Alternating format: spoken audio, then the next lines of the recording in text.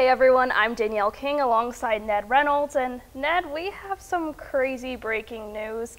Missouri State going to Conference USA, and that's almost every single program that comes with athletics at Missouri State, a few out of the picture. But let's get started with this change, what we should expect. I want to hear your thoughts. Well, certainly it's a massive change, and I think it probably represents, Danielle, the ongoing transition that all of college sports in America is going through.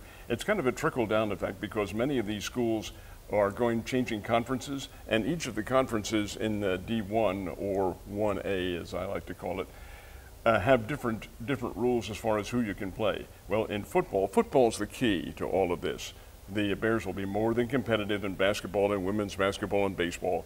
They've played all these teams before at one time or the other. Football's the big deal because it is a 1A program, and that puts the Bears more on a national scale. In the past, as a 1AA team, if you wanted to play somebody like a KU or a K-State or Arkansas, which the Bears have done, those days may be diminishing because of the numbers of teams in the new conferences are being formed, and I think it's a hybrid program, number one, but it also may be diminishing, number two. The people at Missouri State have, I think, assessed that fact and said, hey, we need to be with the big boys as well, so they are. And Conference USA is certainly a reputable conference. The teams in there, the Bears will not be overmatched, let me put it that way. In football, it may take a while because your scholarships are going to have to change from 63 to 85, and to build up that program takes a while.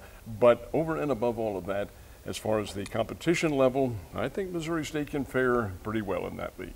And now this will all be implemented in 2025, but that means this football team is also an FBS team now, so they can play in bowl games. What does this mean, especially when it comes to the recruits that Missouri State can get now? Well, it certainly enhances those possibilities. I think that's kind of a foregone thought. In other words, I don't think that's going to happen right away because your program does have to prove itself. And back in the old days when Marshall and some of these other schools went from Division I AA to Division 1A, they were loaded. Well, the Bears really haven't proven themselves. I think what it does, though, in terms of football, the Bears have played some pretty good teams. North Dakota State, South Dakota State, these are all national champs. Youngstown, these are all teams that have been there before. It'll take some doing to be able to match up with Conference USA teams, but it is hardly impossible because those upper tier levels in the Missouri Valley, those teams are pretty doggone good, folks, and they can hold their own with anybody. So from that point, it'll take the Bears a little bit of time to adjust to the level of what Conference USA has to offer. But in the other sports, I think they're more than capable of holding their own right now. And in fact, in Lady Bears basketball, may be better than most of those teams. And when it comes to Missouri State being in the Missouri Valley Conference, they've been in this conference since 1990. So what kind of tradition are they leaving behind? Well, 34 years of that particular level has been very good. And you've come up with some traditional opponents, Northern Iowa, Southern Illinois, people like that, and the North Dakota States and South Dakota States in football. That's been very good. But it is a split conference because not all those teams play basketball in this league. Now in Conference USA, they will all play together, so there's probably a little bit more of a chance of building some tradition. Western Kentucky, for instance, is Conference USA. Bears used to play them when they were an independent a number of years ago. Jacksonville State in Alabama, they're a former 1AA who has gone 1A. Delaware is joining the league, the same with the Bears are, and Delaware's a traditional 1AA power. So indeed, the transition is going to be there, and it's part of the game, but it's not one it can be hurdled, and I think the Bears will do that. There is, to my knowledge, a $5 million payment that the college has to make to the NCAA for making this transfer. I'm not privy to the knowledge of where that's going to come from, but I'm sure that'll be answered on Monday when they have their big conference. And Ned, as somebody who's been in Springfield and has covered Missouri State for so long, how are you feeling about this? There's going to be a lot more eyes now on this program. And yeah, that makes me feel old, which I am. But the fact of the matter remains, when I came here 57 years ago, the Bears were Missouri State, which was Southwest Missouri State back then, was a renowned national Division II power and played very well and hugely competitive, national championship caliber.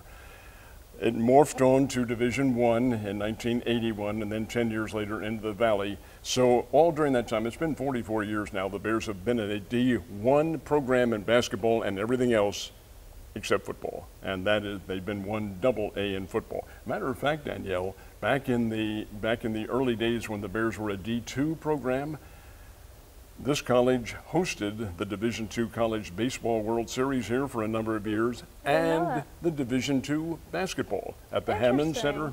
We had, I can remember the basketball winners were Cheney State and Wisconsin Green Bay. That was in 78 and 79, I think it was, and they moved on to another locale. But in baseball, we had some very good future major leaguers who were here to play. So the program did have its national status in Division II. But now it's a bigger field of competitors, probably a more renowned field of competitors. This is a very interesting transition, and one that ultimately will be, I think, lucrative to the college. But keep in mind, this is just another step. All of these programs are going to change incrementally. Now, the Bears may. Now, probably not going to be in my lifetime, but I wouldn't be at all surprised to see somewhere along the line, if they don't go, I'm not going to say a conference, but another one that might have a little bit more reputation than Conference USA does. But that's in the future. That's not going to be occurring right now. It's Conference USA starting next year is where they're going to concentrate.